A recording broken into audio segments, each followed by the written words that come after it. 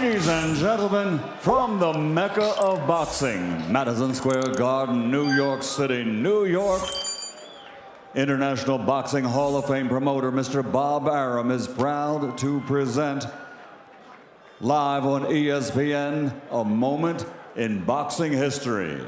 For the first time, two fighters, each one a two-time Olympic gold medal champion, are about to face each other. This is Loma versus Rigo. This is the main event. 12 rounds of boxing for the WBO Super Featherweight Championship of the World. Sanctioned by the New York State Athletic Commission and the World Boxing Organization. WBO President Francisco Paco Barcarcel. The three judges scoring from ringside: Glenn Feldman, Kevin Morgan, and Steve Weisfeld. And when the bell rings, your referee in charge of the action, Steve Willis. And now, the officials are ready, the fighters are in the ring, and they are ready. Boxing fans, are you ready? For the thousands in attendance and the millions watching around the world, ladies and gentlemen, let's get ready to rumble!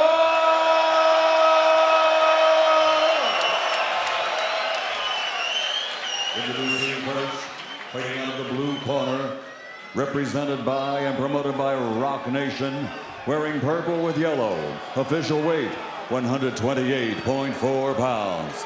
This two-time Olympic gold medal champion now has a perfect professional record. 17 fights, 17 victories, including 11 big wins by knockout.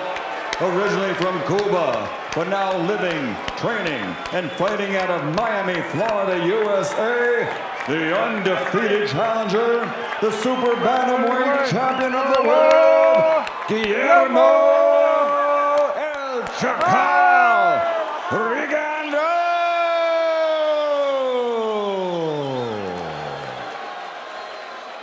And across the ring, fighting out of the red corner, wearing blue with yellow, officially weighing in at 129 pounds.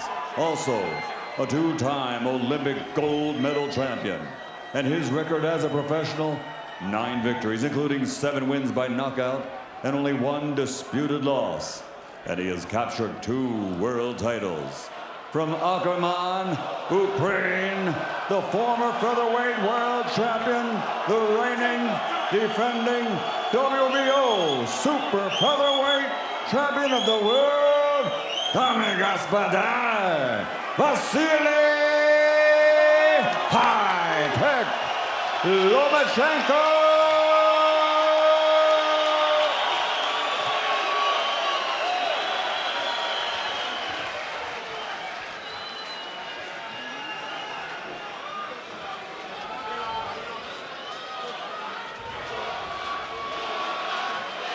Steve Willis, who was very detailed with his instructions in the locker room, will bring them together now.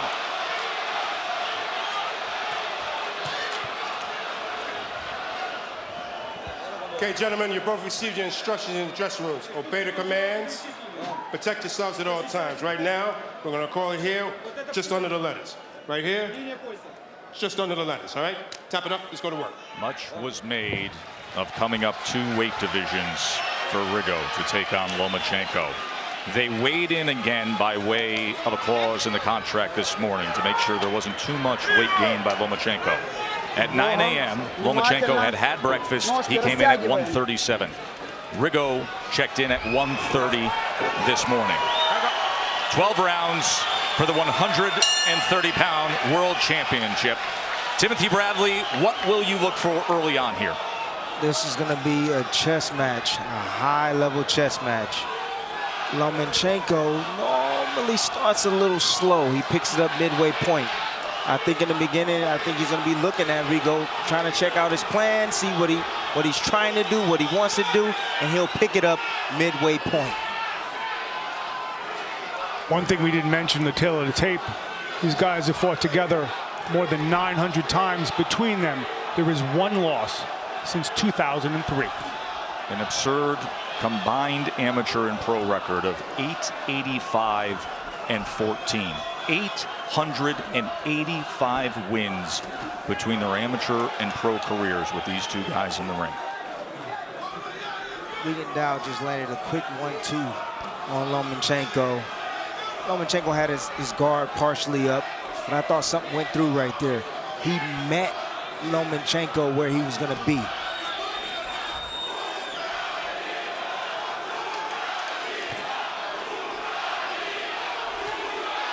Loma comes with a left hand that Rigo was able to duck away from, and then tried to take the angle and come back with the right hook.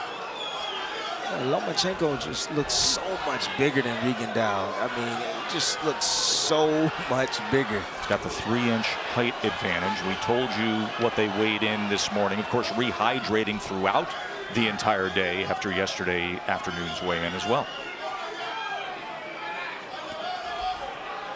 Lomachenko #2 on ESPN's pound-for-pound list. That's exactly what was described in the referee meetings. Now, we showed you that earlier because that was a concern of Lomachenko. What happens when he ties up both of his gloves, and how could he break free? And referee Steve Willis was able to give him the instructions, able to share that with you earlier tonight. Well, Rigondeaux knows that Lomachenko needs to get close in order to get his work off. That's when he does his best work. So guess what he did? He tied his hands up right away, so he couldn't work.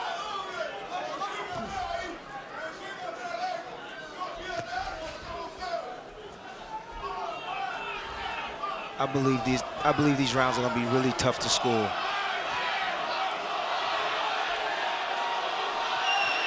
Getting a little closer is Lomachenko. He's just touching Rigo on the inside that time.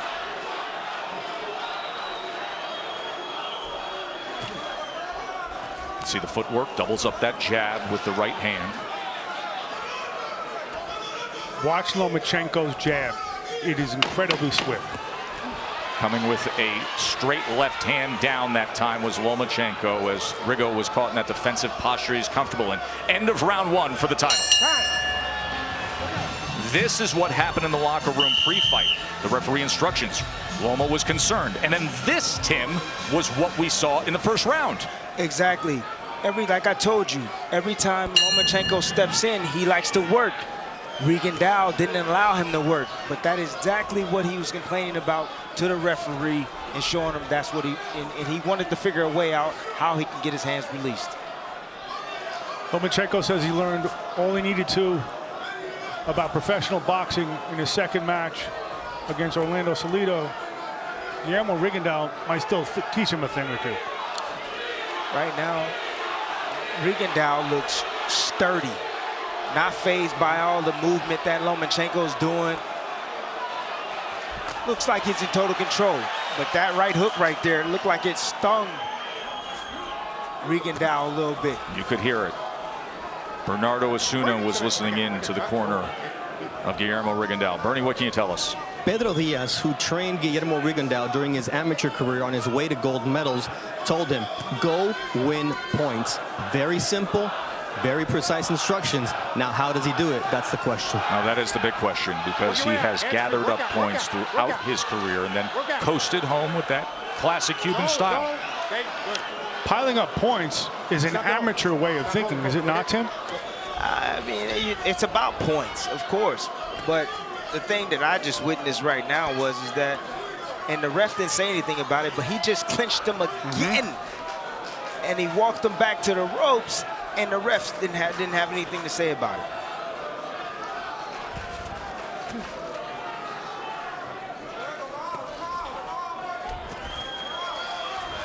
Almost trying to get to the inside behind that jab. There's another moment there, and on what was assumed to be a break, he connected. He was trying to pull free. That was the concern pre-fight, and now Willis will have a conversation with him. Lomachenko is just he's a well-oiled machine. He can fight anywhere. He knows every area of the ring, inside, outside, you name it. And that has a lot to do with the footwork that came about with a unique find by his father when he was a kid. He took him away from boxing for a little bit, Mark. When he was 6, 7 years old. His father insisted on 4 years of Ukrainian dance. He said, no, Dad, I don't want to do it. Can I find another sport? He says, you want to be a fighter, you must learn to dance. And what we do see here is, I would say, the best footwork in boxing. So he took traditional Ukrainian dance classes. And Timmy, you love Loma's footwork. Oh, my goodness. Don't be surprised if this fight don't go the distance. Look at the grasping behind the neck by Rigo right there. As I think Steve Willis is going to have to take control of things here at the conclusion of round number 2. Holding behind the neck now by Rigo as he tries to fire off the left uppercut.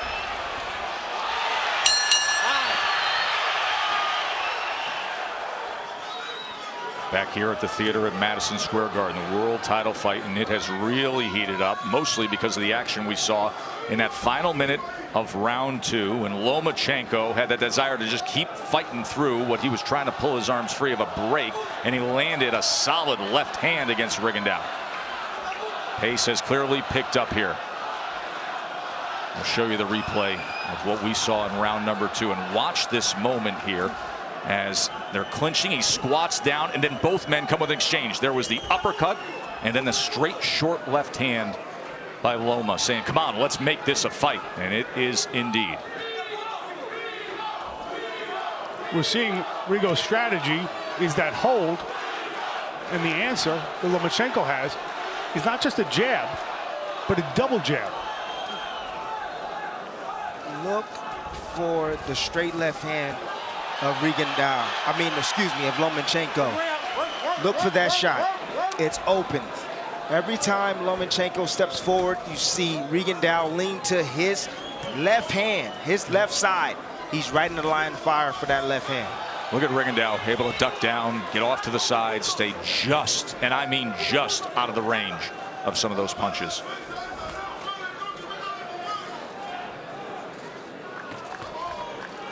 There are moments when you watch Lomo and you see what he's able to do with his hands at short range, and then you think about some of the unusual training that you witnessed, Mark. Stuff with the tennis ball on the end of an elastic string, catching quarters in midair.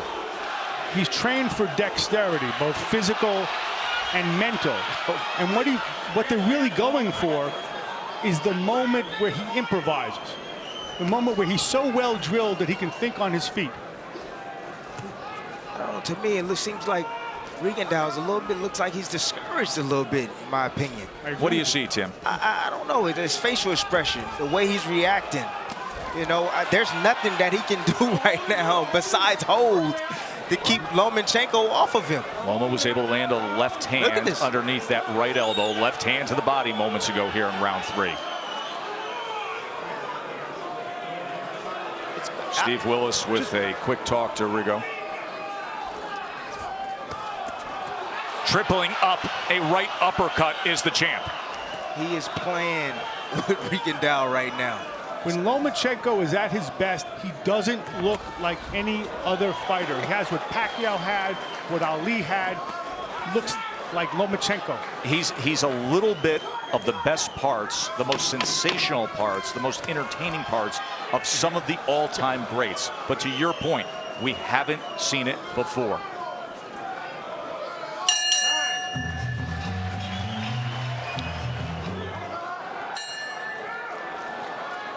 Fourth round of our championship fight. Timmy, let's go back and show you that tripling up of the uppercut by Vasiliy. Right here, you're going to see Vasiliy Lomachenko throws 3 uppercuts. It's the second one blocked. The third one comes right up the middle. Guess what? He did that. You want to know how? With pressure. With pressure. He saw how his man reacted. He dropped right in front of him, and he split his guard with the uppercut. Just the fact to throw a triple uppercut alone, that is Vasiliy Lomachenko. Let's check in with our ringside reporter, Bernardo Osuna. Frustration in the blue corner of Guillermo Rigondeaux. Pedro Diaz basically threw water in his face, said, you've got to take risks. What are you waiting for? So they see what we see. You know, it's interesting because we've talked about that for months, since the time that he accepted his fight. You can't take this fight without knowing that you're going to have to take risks, Mark. Well, I mean, Rigondeaux says that he's taken all the risks he could ever take, and nothing could. Wow. I mean, it's just a matter of time, guys. He can clown anybody. Sorry to interrupt, but it's Loma. Look at this. This is moments ago. Watch him, get him in a defensive posture, know that he's got him pinned, and say, you know what, I'm just going to turn right around you in the middle of a championship fight. Lomachenko haven't even turned it up yet. Midway point, just watch, just watch. Angles, speed. I've never seen anybody play with Rigondeaux the way he's playing with Rigondeaux. An undefeated world champion, and he's toying with him at moments. Listen to the beat of his punches. It's like music. It's like it's improvisational. It's like jazz. But it's all set up by his feet. Look at his feet. And he is riffing in there. And pushing him back, create a little space. Final minute of round 4, goes back to the uppercut, then switches it up with the left hand as well. Comes to the inside, gets a little work in the kitchen. Rigondeaux landed a nice short uppercut in that exchange. How about the body punch with the right hand? Now to the inside, the uppercut with the left hand as Rigo goes to the belt line. Tim, is this Rigo getting old, or is he just outclassed? I think it's a combination of both. I just think, honestly, I think he's 37, but also at the same time, I believe he is getting outclassed at the very moment. But there's time still left, everybody. That's why I love boxing. You always have a chance. Lomachenko dug to the body again that time, and wrapping up, trying to free his hands again is Lomachenko. It's just a whole lot of clinching. Rigo now inviting him forward, often trying to set traps, but not able to deliver. 17-0 is Guillermo Rigondeaux. But Timmy said, outclassed so far tonight by the champ, Vasiliy Lomachenko. Rigondeaux says he's seen everything. Nothing worse could be done to him that was done in Cuba. I don't think he's seen this before. Never seen anything like Lomachenko before. Lomachenko said he's the Cuban assassin. He's beat about 7 of them in his amateur career, and he's about to be number 8.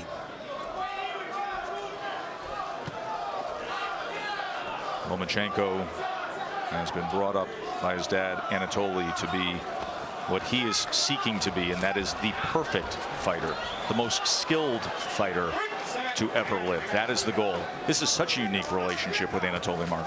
It's usually a failed experiment to create a perfect athlete in anything, much less a sport, is dangerous and treacherous. As this one, the strength and conditioning coach, Cecilia Flores, asked Anatoly, when did you know? Anatoly turned to him and said, before he was conceived. We rave about him, and someone would look at the record and say, yeah, but what about that one loss? Well, folks, when you fight a world champion for a world title in your second pro fight, and you make that transition to the pro ranks, guy comes in overweight, roughs you up, continued low blows. It's a learning lesson. But Mark, when you go back to the past, and this is where Floyd Mayweather did a disservice to the sport for many years, because we started overvaluing the zero in the loss column. But all the greats of past generation had a loss. In fact, they used to say you're not even ready to fight for a world title until you've learned from a loss. Well, I don't think your career becomes a dramatic proposition until you lose. A loss is the most overrated commodity in all boxing. There was a punch right there on the break. You saw Steve Willis come in, and then Rigo still through, but this has become an issue with the clinching, and there's a combination from Rigo.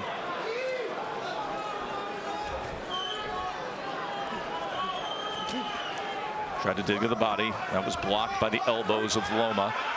Bent over time and time again. It's really, I'm going to tell you this, it's really hard hitting a guy that's going down so low like that. It really is. That time he turned to give an angle with the right hand. Well, Lomachenko, there's nothing that he hasn't seen. There's nothing that he can't do in the ring, and he's going to find a way on how to hit this man while he's down like that. What would you be doing, Tim? Well, I would go to the side he leans to. I would throw my right hooks like he's there right there. That's what I would do, and come behind it when he pops up with the straight left hand. You have to remember, this is a guy who has not lost since 2003, and the best he's got is ducking and holding. Mary threw his punch with the most intent that we've seen tonight. Look at Lomo as he's being ridden back in a headlock that time, looking over to the referee.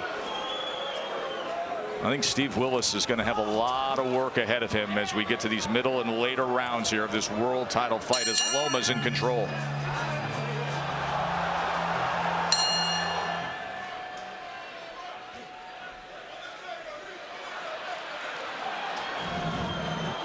These are two top 10 pound for pound fighters in the world, but right now it seems like there is a big gap between the guy who's number 2 and the guy who's number 7.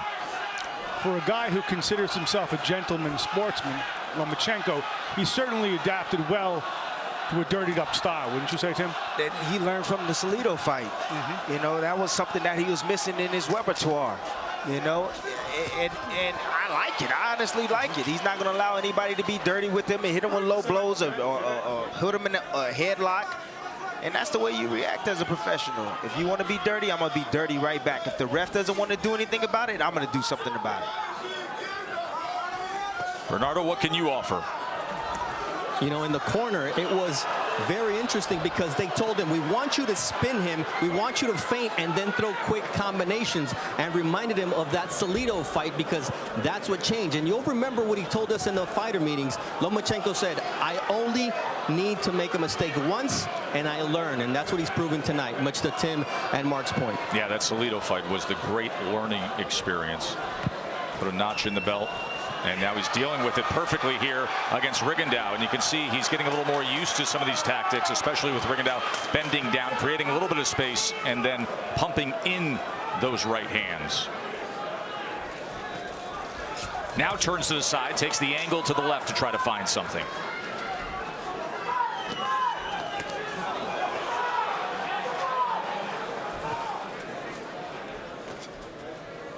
Tim, how do you solve Lomachenko, or how do you attempt to if you're Rigondeaux? All I'm going to say is that I don't think that person is born yet. I truly believe that. His footwork. There's a point deduction now, as Rigondeaux is going to be docked a point. I mean, he is so far down on the scorecards, seemingly as it is, but that is the first moment that Willis is making him and holding him accountable here. The writer Bryn Jonathan Butler did a study on Cuban fighters, and he said that Rigondeaux's face was the saddest I've seen on the island. And that pathos is what I saw in the corner there. A defeated guy. A guy who was once a hero to countrymen, and then Fidel Castro called a traitor as he was trying to find freedom. And he found freedom, and he found wealth, and he found fame. But tonight, deep into the autumn of his career, he is finding the most skilled fighter in the world opposite him. Another combination from Loma, and Loma once again looks over at Willis. As we come to the end of round number 6 here.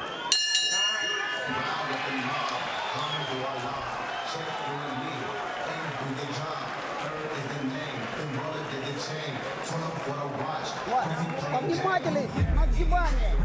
Повнимательный на сгибание. Он согнулся. И паузу.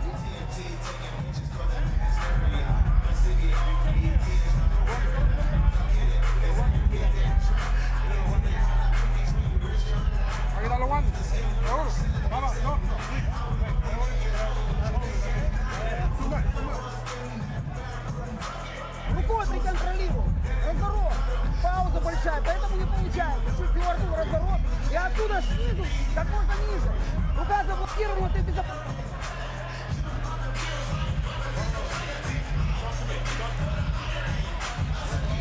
There's a discussion going on in the corner of Rigondeaux here in between the 6th and 7th round as they're looking at the tape. That's it. He is saying, I don't want any more. Are you kidding me? The undefeated number 7 pound for pound fighter is not coming out to continue against Loma. Beaten down, hopeless, without an answer, and Lomachenko has made Rigondeaux quit.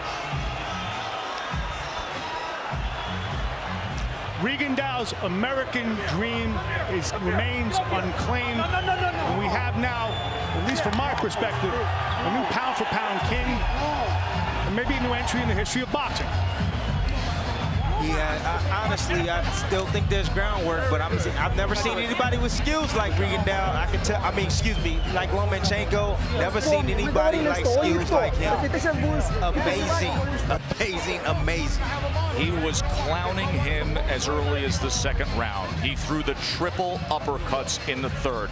It continued time and again. The fouling started by Rigondeaux. Bernardo, what were you able to gather in that corner of the Cuban? All right, there's different versions because it's an injured hand, and Pedro Diaz was messing with the left glove of Guillermo Rigondeaux, and he wanted to take the glove off as soon as he went into the corner. And I asked Pedro what happened. He said he's not going to continue. He's not going to continue. It's his hand. Listen, you can talk about injured hands all you want. That's part of fighting. Many championship fighters, many fighters have won championship fights with injured hands. Happens all the time. You got to act like a fighter. You got to continue. Your reaction to hearing that? I don't know about that. I don't know. I think that's just trying to find a way out. Exactly. I don't know about that. I didn't even see him really land a left hand. Say what you want. You can come up with anything in that corner. The bottom line is he didn't continue on, and Lomachenko's the reason why.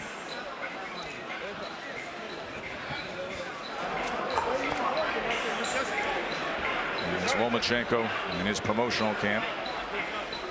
Gathered here. They will look at that hand.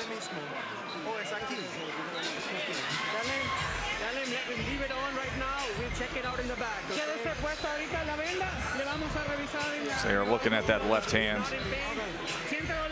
Surviving and advancing is part of the game. This was the conversation with trainer and fighter. Do you want to continue? And he said no. You shook the head off, and then he goes to the right hand to start untaping the right glove. And that was the end of it. In a dominating performance by Vasiliy Lomachenko. Rigondeaux came in 17-0. He moved up 2 weight classes. We talked about the inactivity. We talked about the concerns of being older. We talked about being the naturally smaller man. He was not the more talented man. In many ways, what I saw tonight was harmony, Lomachenko versus entropy. Rigondeaux trying to muck it up by holding. The first round, by anyone's standard, was very, very close. And what you saw was Lomachenko adapt on the fly. I love what I saw tonight. I did not expect, well, I kind of did from the first round. I expected that, you know, this fight possibly wouldn't go the distance. Granted, that the way. Let's check in with Bernardo one more time. Excuse me. No, you're fine. All right, when I was talking to Pedro Diaz in the corner, he said apparently he hurt his hand. And then I looked at Rigo and I said, Rigo, what happened? He pointed to the top of his left knuckle, but it's very suspect because you saw on that image how it was the right glove that they were playing with originally in the corner. So it may be protecting the fighter's reputation. Let's go up to Michael Buffer. Ladies and gentlemen, here at Madison Square Garden, the contest comes to an end as the challenger, Rigondeaux, has indicated an injury to his left hand. His corner tells the referee he cannot continue. At the end of round 6, the winner by TKO victory, still the WBO super featherweight champion of the world, and the new claimant to pound for pound as the best fighter in the world, Vasiliy "Hi-Pek" Lomachenko. A TKO win for Vasiliy, and we will hear from the champ as well as Guillermo Rigondeaux after this short break and a return to Top Rank Boxing on ESPN.